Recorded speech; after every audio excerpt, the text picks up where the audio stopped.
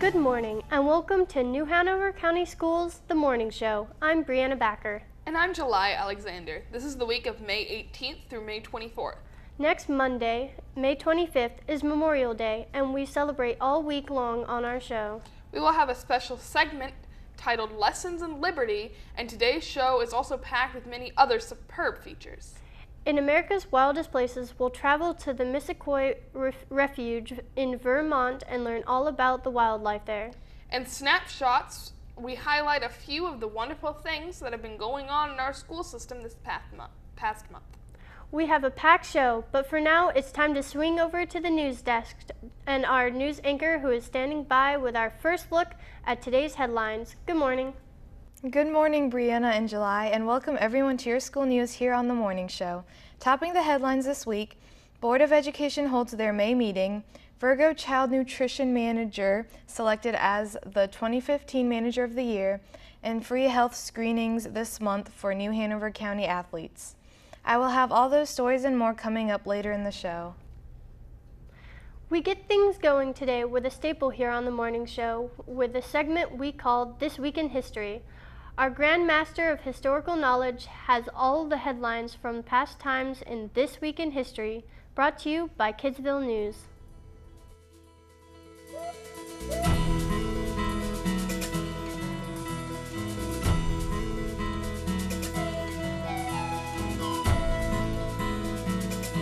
Welcome to This Week in History. I'm your historical host, Jacob Treemstra, covering all the colorful and amazing events that left their mark on history's timeline.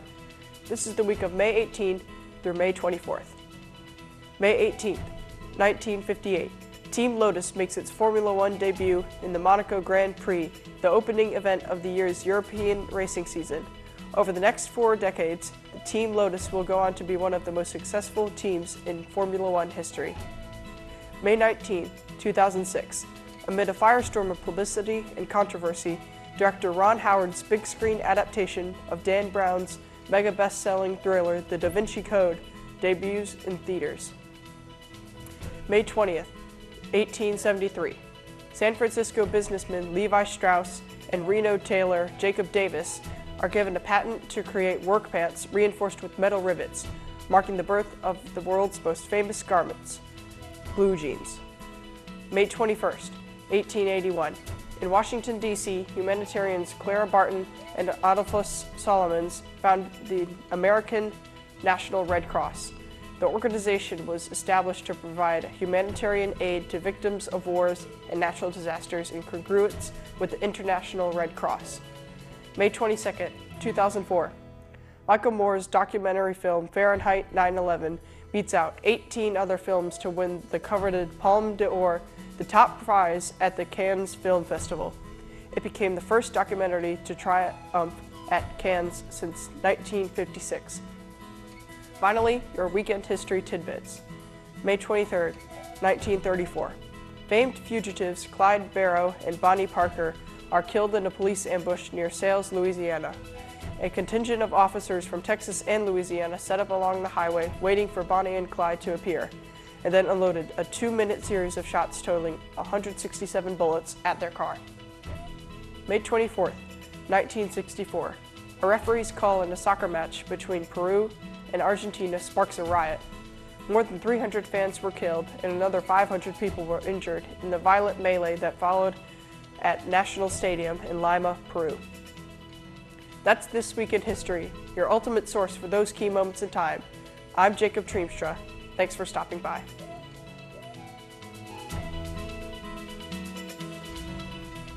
This Week in History is brought to you by Kidsville News, a fun and effective learning resource for children, teachers, and parents. It features school news, information, and local community events while promoting literacy and the development of good reading habits, character traits, and study skills in young children. And Kidsville News is always free. Copies are delivered every month to every elementary school in the New Hanover County school system. And join us again next time for another journey through time as we explore the fun, fascinating, entertaining, and educational facts that make up This Week in History. Now don't go away. We'll be right back.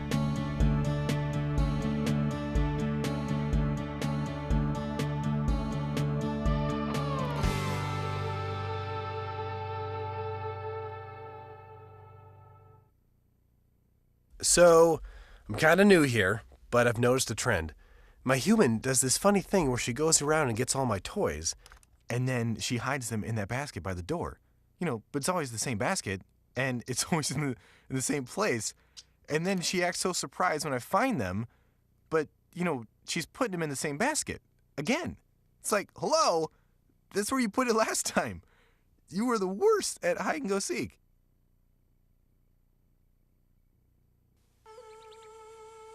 I can listen. I can cook. Good. I can coach. Kids with something to do are less likely to do drugs. I can drive. I can paint. I can dance. A little of your time can make a lifetime of difference. I can read. I can help. You can help. Call toll-free 1-877-KIDS-313 to find out about community drug prevention programs. I can keep a kid off drugs. Who was president? The years 1889 through 1893. He was the only president who was the grandson of an earlier president. He approved the highly protective McKinley Tariff Act. And the first Pan American Conference was held during his administration. If you guessed Benjamin Harrison, you're right. He was the 23rd President of the United States. This presidential pop quiz has been brought to you by New Hanover County Schools on the Learning Network, Time Warner Cable Channel 5. Welcome. I understand you need a little help with your mortgage. Want to avoid foreclosure. Smart move. Candy? Well, you're in luck. We're experts in this sort of thing. Mortgage, rigmarole, whatnot. Really? Absolutely. And we guarantee results, for a small fee, of course. Such are the benefits of having a professional on your side. Why don't we get a contract? Who wants a contract? Here you go, Pete. Thanks, Betty. Write a toner. Sign it. Come on, sign it. Families around the country every single day, saving homes. We will talk it over with. If you're facing foreclosure, make sure you're talking to the right people. Speak with HUD-approved housing counselors free of charge at 888-995-HOPE. Welcome back to the morning show. I'm Brianna Backer. And I'm July Alexander. We now bring you a special feature in honor of Memorial Day titled Lessons in Liberty. Several years ago, NHCS TV students sat down with World War II veterans in a one-on-one interviews and listened to their stories. Today, we feature one of those interviews for you at home to enjoy.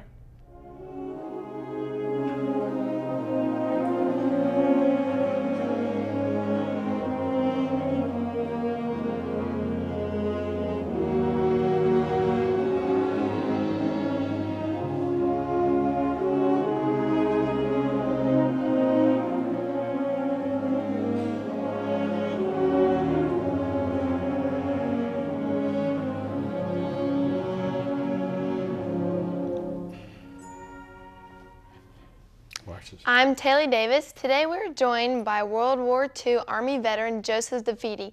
Welcome, Mr. DeFeedy. Well, thank you. I understand that you wanted to enlist in the Navy but were drafted in the Army. Can you tell us about what happened? Yes.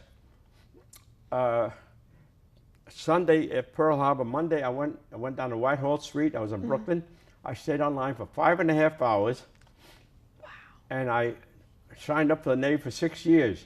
They gave me my physical. It says, everybody go home. We're going to get in touch with everybody.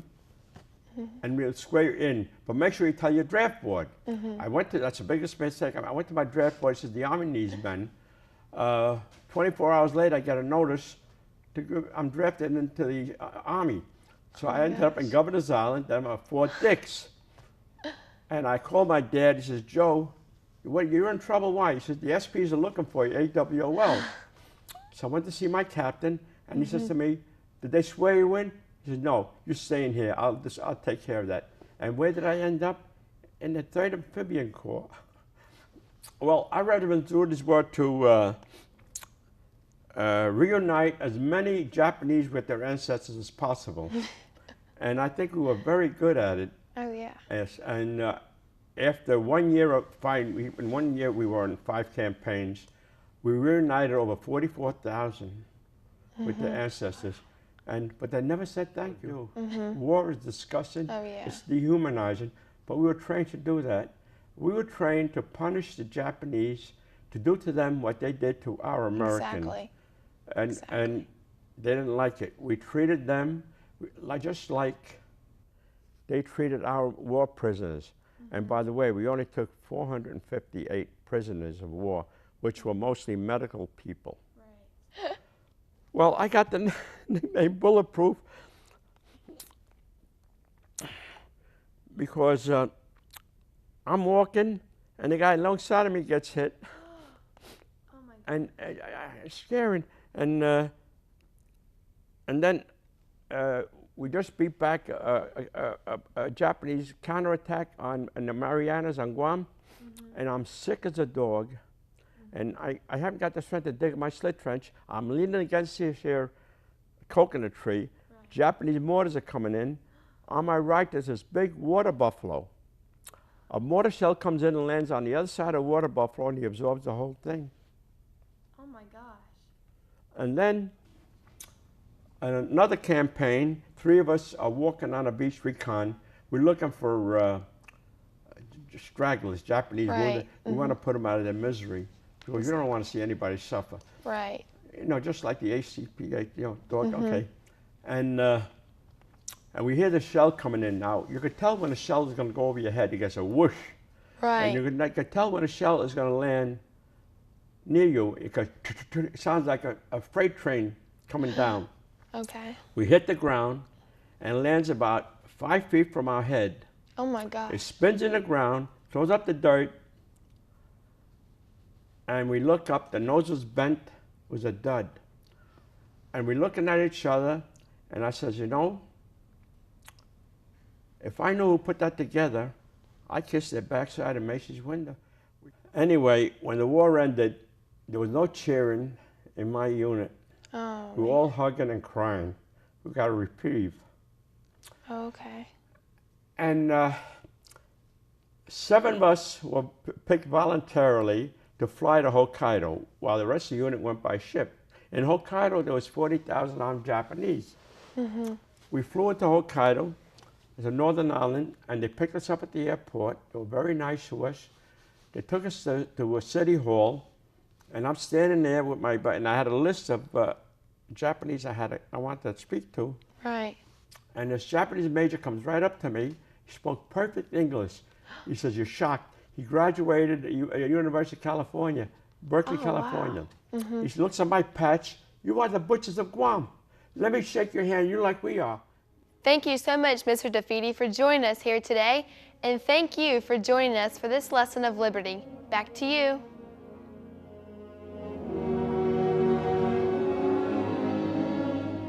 We hope you enjoyed that special segment.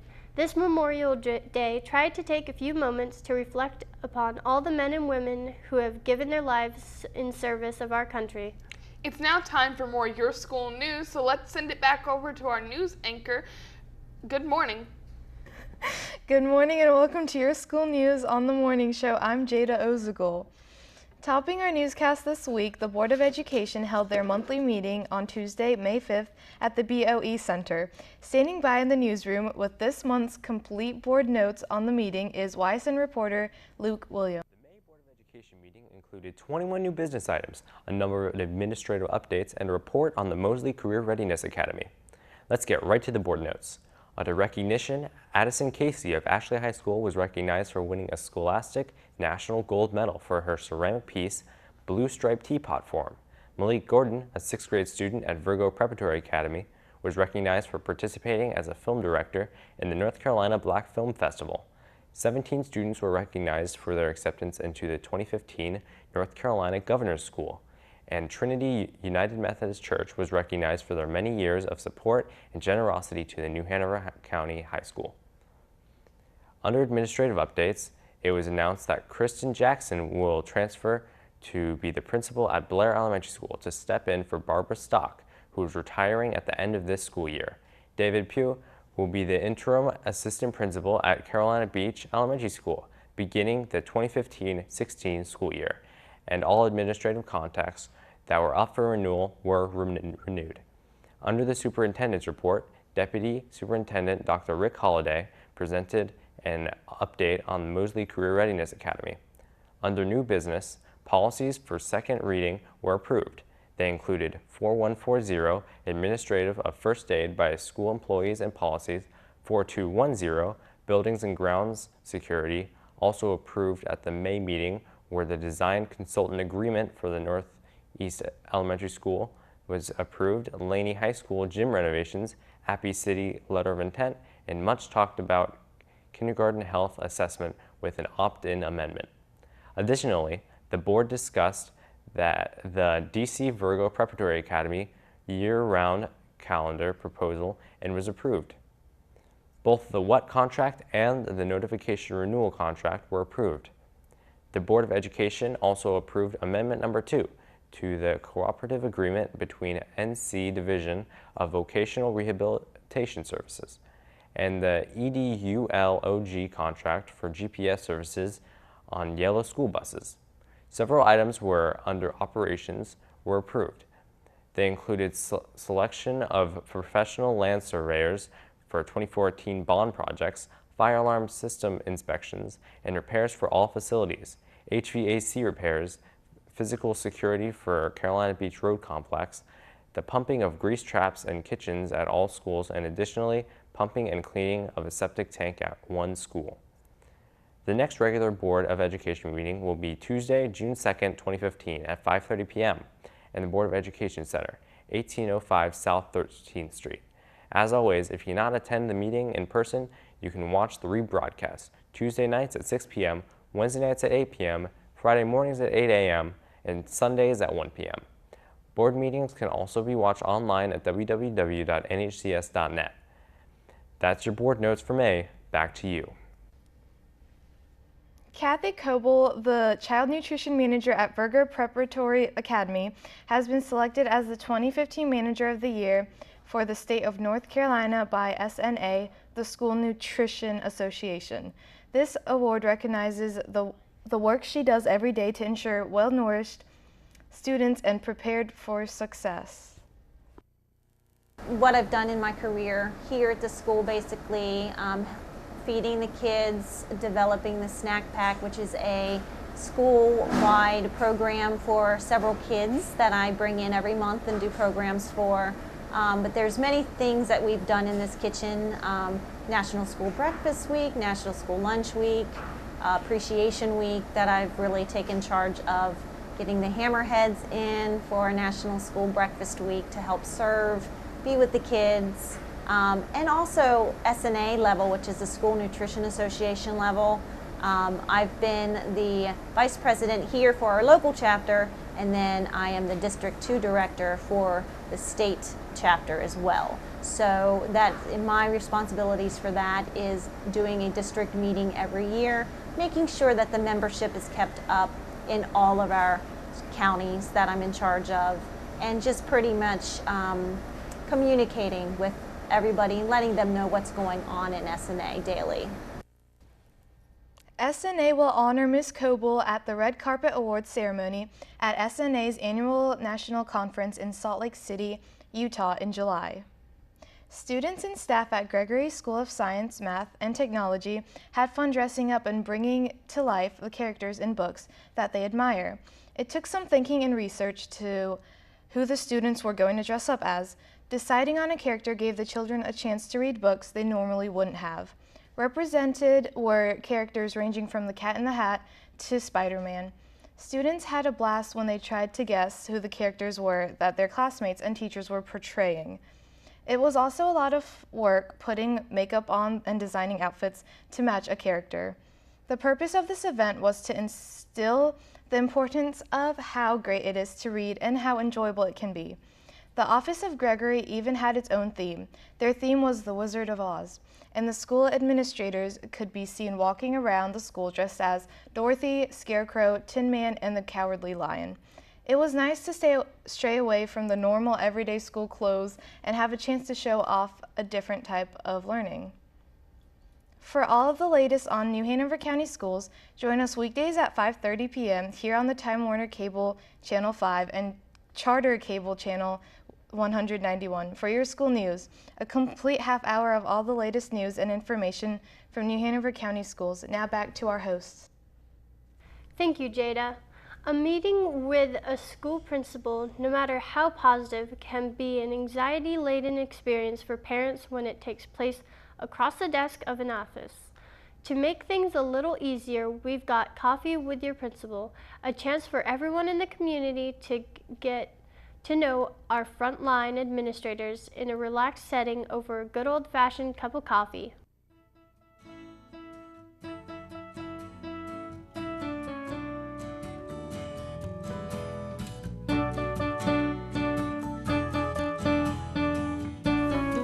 Good morning, I'm Maggie Mulligan and welcome to Coffee with the Principal. This morning we're talking with Dr. K, Principal of Bradley Creek. Good morning, Dr. K. Let's get started. Give us an outline of your education. Well, I received my bachelor's in history and education in Muhlenberg College in Pennsylvania, and then I received my master's degree from UNCW in school administration, and I also received my doctorate in educational leadership at UNCW. Before you became a principal, what did you do? I was a teacher in Wilmington for middle school social studies. Why did you want to be a principal? I loved teaching. I loved being a teacher. I loved everything about teaching, and I really wanted to help other people love teaching as well. What are the most important qualities a principal should have and why? A principal should be a good communicator because they need to be approachable, and all different stakeholders should be able to approach them. They really need to be flexible. They have to be a problem solver, and they really should love students and learning. As a principal, how do you provide support for your teachers? Well, I think I empower them and really help them foster that kind of teacher leadership. I also support them by being approachable and also by eliminating any hurdles potentially that are in their way. What do you do for fun? I spend my time that I'm not in school with my family, my husband and my son, at the beach, paddleboarding, going to the park, kind of enjoying the outdoors. What goals did you set for your school this year? Well, since I was new this year to Bradley Creek, I wanted to become familiar with all of the staff, the students, and the families. And then I wanted to continue to grow the collaborative environment that was already here and kind of foster that environment for learning. Thank you, Dr. K. That wraps up this edition of Coffee with the Principal. I'm Maggie Mulligan. Back to you.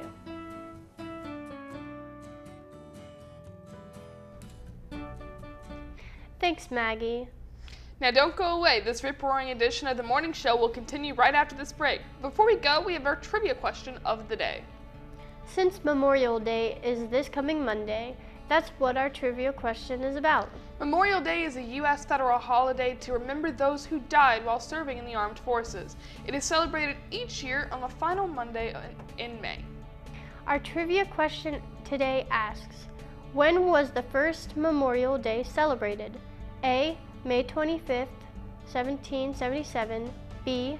August 29th, 1813, C. May 30th, 1868, or D. May 27th, 1950.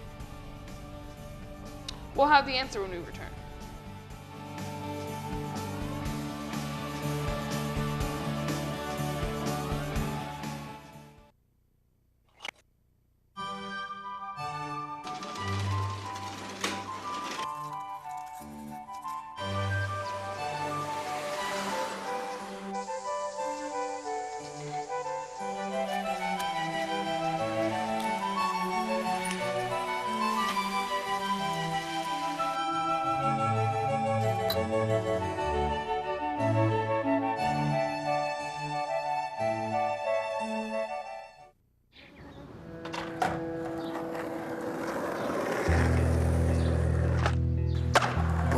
first started skating with my friend. He had an extra board, and then he just gave it to me, and I've been skating ever since. Well, when I don't land a trick and I have my mind set on something, and I'm not getting what I want, I just keep going for it until I get it right.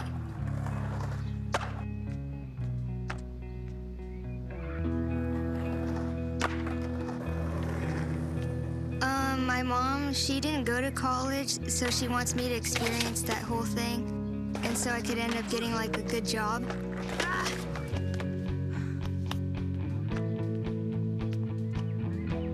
I think to get into college, I'll have to be determined, just like when I want to get a new trick, and skating's helped me realize I've got what it takes. Properly inflating my tires burns less fuel and saves me money on gas.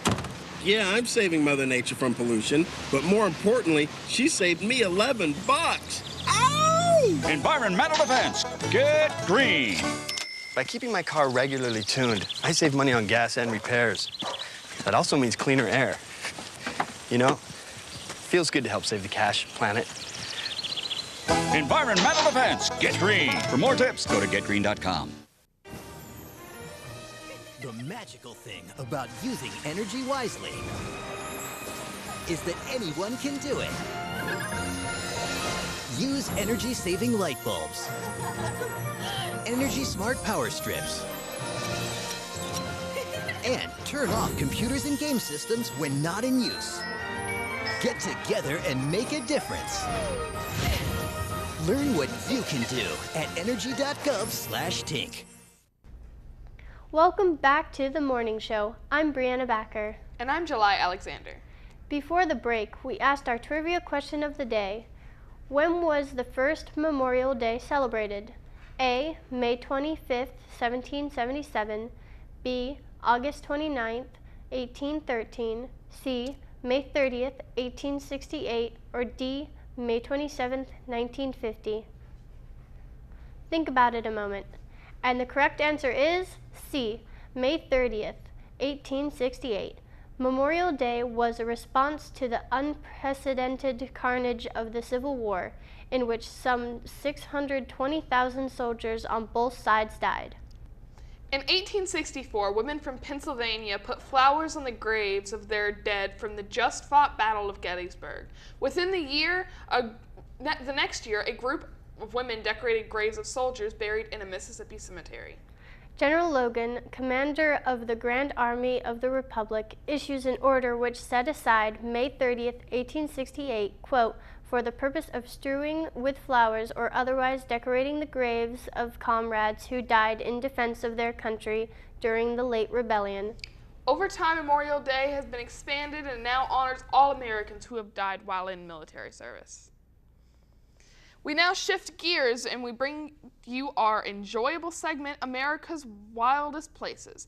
Each month we take a visual and audio tour of one of America's national wildlife refuges brought to you by the U.S. Fish and Wildlife Service. You will learn about plants and animals in each one, as well as what the different seasons of the year brings. Enjoy the sights and sounds of America's wildest places.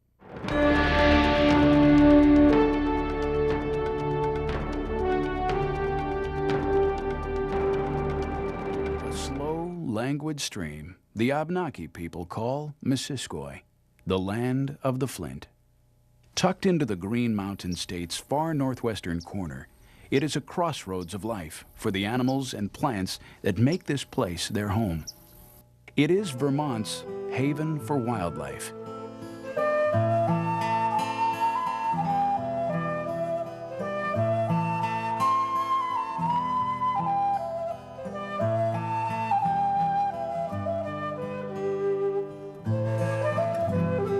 Missisquoi National Wildlife Refuge protrudes into Lake Champlain and its smaller offshoot to the north, Missisquoi Bay.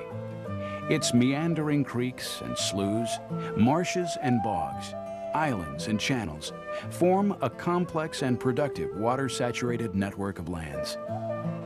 Water, geology, and topography have shaped Missisquoi and the life that finds haven here. as great continental ice sheets retreated northward. High elevation lakes ebbed and flowed in their wake. What remained were river deltas and sand gravel margins that produced a distinctive mosaic of plants found nowhere else in Vermont and in few other places in northern New England. The Missisquoi River now winds through beds of wild rice and lush stands of arrowhead, bulrush, and wild celery. Such morsels provide a tempting forage buffet for ducks, geese, and other marsh dwellers. Here at Missisquoi, you'll find one of Vermont's largest great blue heron rookeries, located on Shad Island, where as many as 600 nests erupt every summer with the cacophony of squawks and screeches that signify new life. Most of Vermont's black terns nest on the refuge, as do a large share of our state's ospreys, which are encouraged to come here by osprey nesting platforms.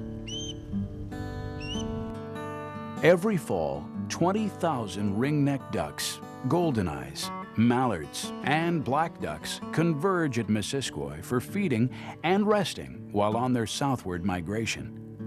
Other birds you'll spot in seasonal abundance include bittern, bobolinks, killdeer, red-tailed hawks, and a profusion of noisy and demonstrative woodpeckers and songbirds. In their rarity, you might even spy a peregrine falcon, sedge wren, or bald eagle. Missisquoi's 900-acre woodland Maquam Bog shelters the Green Mountain State's only community of pitch pine, rhodora, and chain fern, a state-threatened species. In summer, you'll spot white-tailed deer and a variety of resident songbirds in this swampy lowland. Spiny soft-shelled turtles bask in the sun's rays on the nearby Missisquoi River. We recommend you begin your Missisquoi experience on foot, either early or late in the day when animals are most active, starting on our nearby 1-mile loop trail. It leaves our visitor center and winds through grass and shrublands, wetland forests, a buttonbush swamp, and mixed hardwoods of oak, birch, and sugar maple. Our Black Creek and Maquam Creek interpretive trails will take you through 1.5 miles of maple, gray birch, swamp white oak, and ash lowlands. If you're quiet and observant, you're sure to spot red fox, white-tailed deer, and colorful patches of native wildflowers along these trails. Deeper into the refuge, the 1-mile Max Bend Road and our Stephen J. Young Marsh and Old Railroad Passage Trail provide good wildlife windows for birds and marsh mammals. If you stay on the trails and move quietly, you'll be treated to so much more. Whether you enjoy Missisquoi National Wildlife Refuge by land or water, in winter's chill or at summer's abundance, know that this land of the Flint, of the Abenaki, remains a place of transition, from mountains to the Great Lake Champlain.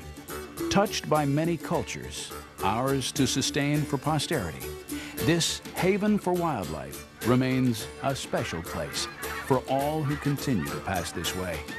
Welcome to Missisquoi National Wildlife Refuge.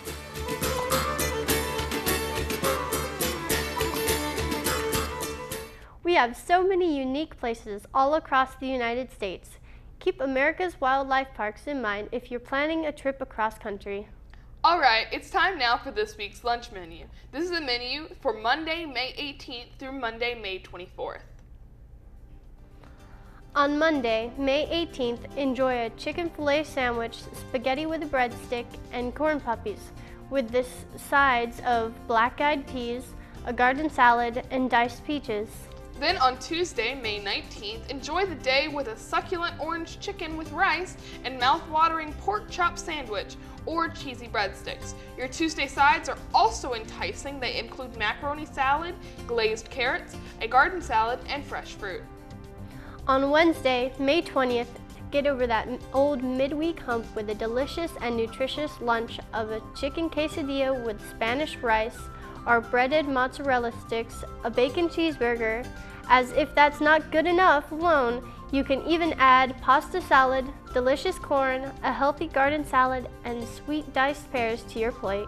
On Thursday, May 21st, enjoy a wonderful lunch of lasagna roll-up with a roll, a BLT sandwich with cheese cubes, or oven-fried chicken with a roll. Accompany your meal with a tomato and cucumber salad, macaroni salad, a garden salad, and fresh fruit. Then, on Friday, May 22nd, enjoy the last lunch of the week with a hot dog with chili, an Italian combo hoagie, or chicken nuggets with a roll. Keep the good stuff coming as you pile on macaroni and cheese, marvelous baked beans, crunchy carrot sticks, a leafy garden salad, and last but not least, healthy blueberries. Finally, on Monday, May 25th, enjoy your holiday off as we celebrate Memorial Day. And there you have the lunch menu for the week. Don't forget you can also start your day off with a healthy and hearty breakfast at school. Each month, we poll students on their thoughts from a host of questions. These questions range from local and national current events to topics that are just for fun. As the end of year testing quickly approaches, this week we asked students at Bradley Creek Elementary, do you think there is too much, just enough, or not enough testing at school? And here's what they had to say.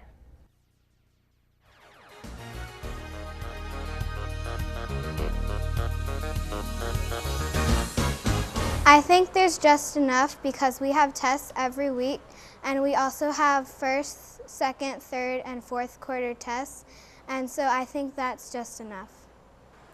I think there's just enough testing at school because we have tests to prepare us for our big test at the end of the year. I think there's just enough testing because we have enough time to study for our little tests, and then those little tests lead up to our big EOGs. I think there's just enough testing at school because we have one every Friday, and we usually have multiple tests every Friday too. I think there's just enough testing at school because we usually have 3 tests every Friday and to get us ready for 6th grade. I think just enough and not enough because in some subjects there's enough testing, but in one subject I only have 1 grade and it wasn't that good, so I don't have much of a chance to bring it up. I think there's just enough testing in school because we have 3 tests every Friday, so we can bring up our grade if it's bad. I think there's enough because we have a test every week, and it's for to the end of the year test, you know.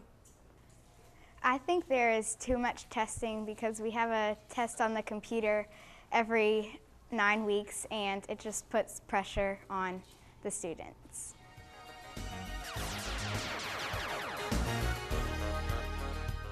Thank you, Bradley Creek. Now as we head into a break, we leave you with a great moment in music. George Frederick Handel's Hallelujah Chorus is the closing of part 2 of his work, Messiah. He composed it in 1741 with a scriptural text compiled by Charles Jennens. It was first performed in Dublin on April 13, 1742. Initially, it received a modest public reception. However, the work gained in popularity. It eventually became one of the best known and most frequently performed choral works in Western music.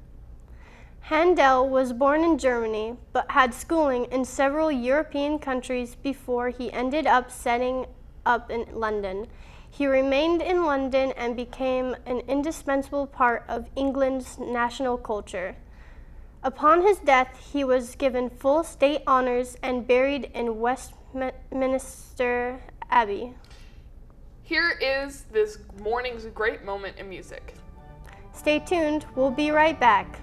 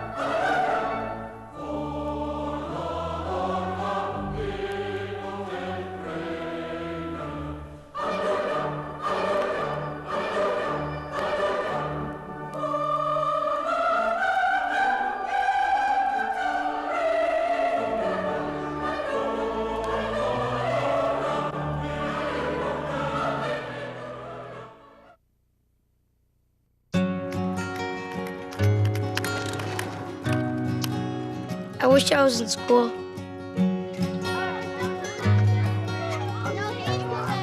If only I had a math test today. Or a book report to give. I wish I was in school.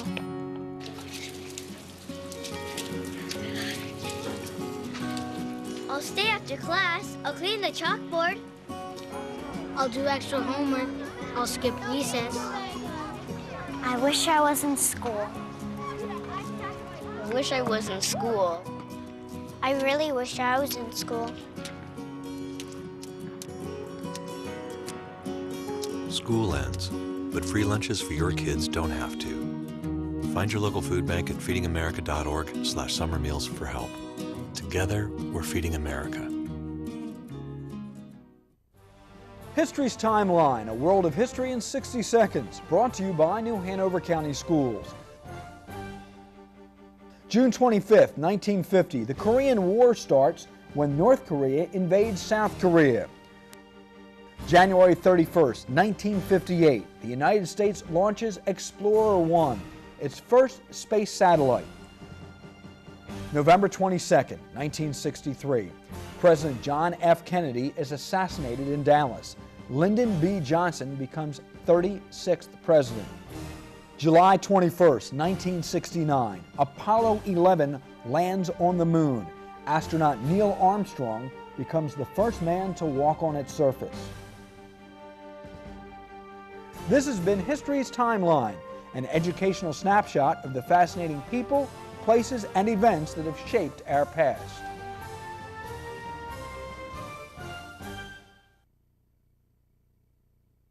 Want your kids to eat good food? Send them to the school cafeteria. They'll find fresh fruit, vegetables, and whole grains. Research shows that school lunches are healthier and cost less than most lunches brought from home. School meals are served in age-appropriate portion sizes and meet federal nutrition standards as well. Sure, we still serve pizza with low-fat cheese, whole wheat crust, and salad. Want your kids to eat good food? Send them to their school cafeteria. A message from the Child Nutrition Foundation. Welcome back to The Morning Show. I'm Brianna Backer, and my co-host is July Alexander. And we have our May segment of Snapshots. In Snapshots, we take a quick look at some of the positive things going on around our school system, from fun projects to school-wide events to guest speakers and fabulous field trips. There are so many great things for our schools to celebrate. 18 members of Hoggard High School's Skills USA team competed at the Skills USA State Conference in Greensboro, North Carolina. 6 members received medals for placing in the top 5. Skills USA is an organization made up of the partnership of students, teachers, and industry working together to ensure America has a skilled workforce. Murrayville Elementary 5th graders learned a lot about the laws of motion, gravity, and physics as they built rockets during the Starbase program. Starbase is a focus for 5th grade students with the goal of motivating them to explore science, technology, engineering, and math as they continue their education. The Murrayville students had a fun time seeing their hard work fly. The Student Government Association at Holly Shelter Middle School held a book drive which collected over 1,000 books. Staff members took the donated books to Creekwood Community Center. There they will be installed in a library for public use. It was a great opportunity for these students to give back to the community. A student at Wilmington Early College designed a t-shirt as part of a contest through the school and CFNC. She focused her design on the schools, the wolf pack, and the school's colors, yellow and purple. She won the competition, and students at the school received a free t-shirt with her design. Rachel Freeman School of Engineering is the recipient of this year's Belk's Holiday fundraising campaign, Angel Days. The Belk store manager presented a check to school principal Dr. Sherry Visay, and the amount was $4,650. Angel Days provides customers an opportunity to support local Title I elementary schools through direct contributions at local Belk stores. Earlier this school year, 5th grade students from all 3 classes at Gregory Elementary School helped design and paint old desks that were donated to the school. The inspiration for the designs of the desks ranged from flowers to patterns to beach themes and more. The desks were auctioned off to raise money for the art program at Gregory. That was this month's Snapshots. And now it's time for more Your School news on the morning show. Let's go back over to our news anchor. Thank you, Brianna and July, and welcome everyone to Your School News here on the Morning Show. Each year, all North Carolina students who plan to participate in athletics or cheerleading must undergo a state-mandated screening examination. Physicians in our area working with the health department are once again offered free screenings for New Hanover County athletes and cheerleaders. With a complete report on all the details is Kathy Kale. Both the physicians of New Hanover County and Pender County will come together to provide free physical screenings to students going into athletic programs soon. There will be free screenings from boys on May 21st and for girls on June 4th. This is a great opportunity to get a physical in order to play sports at no cost. Each year, North Carolina students who plan to participate in athletic events must undergo a required examination. Free screenings will be held at the Health Department, 2029 South 17th Street. The free physicals will be at 6 and 6:45. The 6 p.m. exams are for the students from Myrtle Grove, New Hanover, Noble, Roland Grice, Trask, and Williston, while the 6:45 screenings are for students from Ashley, DC Virgo, Hoggard, Holly Shelter, Laney, and Murray. Please note that boys may not be screened on girls' nights or girls on boys' night. The waiting area for students is the health department's parking lot near the auditorium entrance. Students will be called in groups based on school order. Parents must make sure that their students bring medical history, emergency information, and parental permission forms. Parental permission forms can be printed out at the school system's website.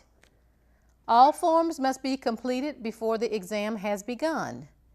If you have any questions, contact Bonnie Brown at 910-790-5800 or contact lead athletic trainer Michael Tritch at 910-251-6100 extension 270. Do not call the health department for more information. Parents, please remember that athletic screenings exams are just that, screenings, not complete physical checkups. It is important for middle schools and high school students to have their own primary care physician and to develop a relationship of mutual respect and trust with him or her. Moreover, if there are known health concerns, it is absolutely imperative that that young person's personal physician be on board. Reporting for Your School News, this is Kathy Kale. The New Hanover County Schools Child Nutrition Department recently took part in the 4th annual Health Kids Day event held at MP Park. Sponsored by City of Wilmington and Wilmington Family YMCA, the event was free to the community and offered families the opportunity to participate in active play and educational opportunities designed to improve health and wellness. All throughout the park, activities, sports stations, information booths, and on the center tennis courts was live music. Kids and their parents were encouraged to commit to keeping their body and mind active now and throughout the year. The focus of the Child Nutrition Department was to spread the word about their Rethink Your Drink campaign, which had been running throughout the school system since January. They had a booth set up to educate participants about the amount of sugar in different drinks through a fun guessing game. In addition, the department members handed out free fruit and other healthy snacks. The Blueberry mascot was also on hand, greeting kids and taking pictures with families. The Rethink Your Drink campaign focuses on 3 main goals: to educate people on healthy drink options, to help people identify drinks with added sugar, and to make the link between consumption of sugar-sweetened drinks and health risks. The event was very successful for the Child Nutrition Department and their emphasis to educate people about their drinks. It was a big night at Holly Tree Elementary as the school celebrated spring with a wonderful night of arts. The school cafeteria was turned into a fantastic arts gallery, and the auditorium was transformed into a concert hall. And the whole night was magical celebration for the families, teachers, and staff at Holly Tree. We get a complete report on the evening from ISN reporter Brianna Backer. There are 2 words of advice when you attend Holly Tree Arts Night. Have fun. The school's natural design creates a perfect venue for this great school-wide family event. The theme of this year's event was Inspired by the Masters. Students spent many weeks studying the styles of a master painter and attempted to use their style to make their own unique piece. The students were inspired by artists from all times and fame levels. Some students chose to copy the styles of Rembrandt to locally adored artist Minnie Evans. Students from kindergarten to 5th grade made pieces for the art show which took place in the cafeteria. Tonight we have chosen, or I have chosen, for the kids to focus on Inspired by the Masters. We just took different masters, world-renowned masters and also local masters, such as Minnie Evans, and world-renowned such as Degas, and we just focused on learning how they made their art. And we broke down what they did and the choices they made, and we tried to make similar art in the style of those artists. Besides being a fun and creative night for families, the event gave the PTA a terrific boost in visibility. Holly Tree Arts Night offers the Parent Association a chance to focus on their support of the arts and showcase the kind of work that the PTA does at the school all year long. But it was the students who were really excited about the whole evening. Our artwork was a piece that inspired by Marc Chagall.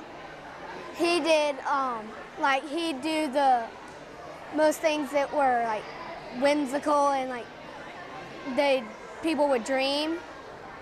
And we made a knit piece and we put it in a picture. Like we could use it as a hat or a cake or whatever we wanted to. I just was inspired to do it because I was thinking about it and I think it's beautiful, and I just added all the dots on it and some drip painting and painted like straight on it first. In the school auditorium, the Arts Night featured the sound of music. 1st and 3rd grade students worked diligently to prepare for the performance. Students learned about composers and moods of music, sometimes realizing the old music is more familiar than they once thought.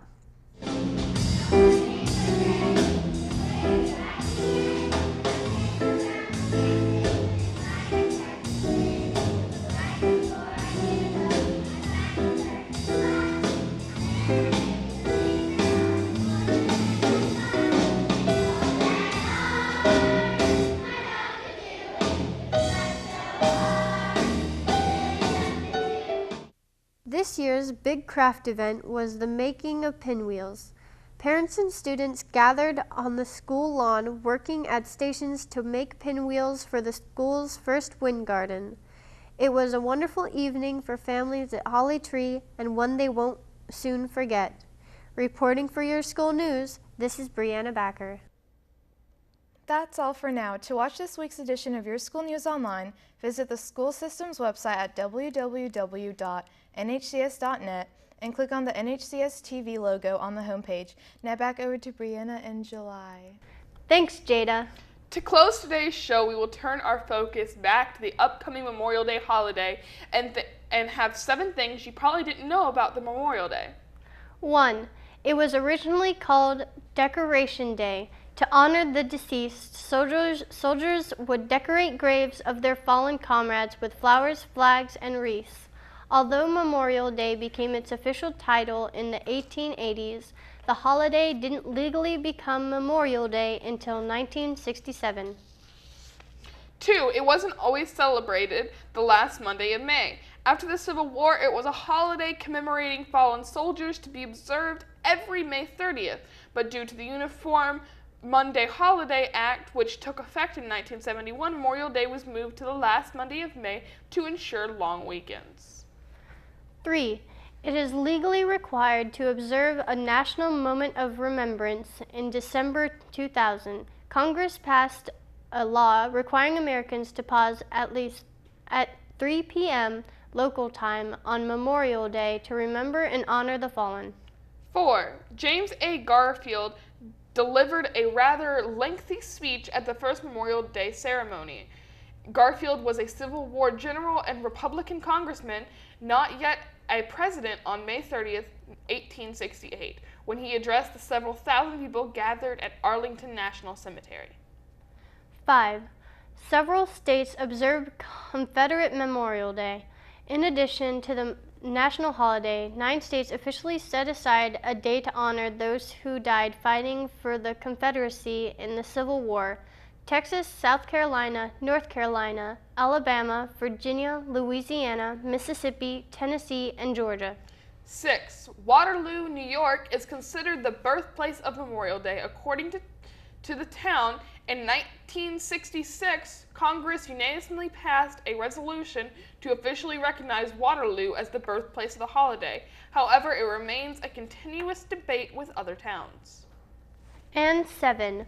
More than 36 million people will travel at least 50 miles from home this Memorial Day. The holiday has become known as a time for gatherings and cookouts. We hope you learned something new from these facts. Don't forget this moment of remembrance this Memorial Day and your reason for your day off. That does it for this edition of The Morning Show. Remember, for all the best of TV each and every day, keep it tuned right here for New Hanover County Schools TV on the Learning Network of the Cape Fear. Have a great day and a wonderful week.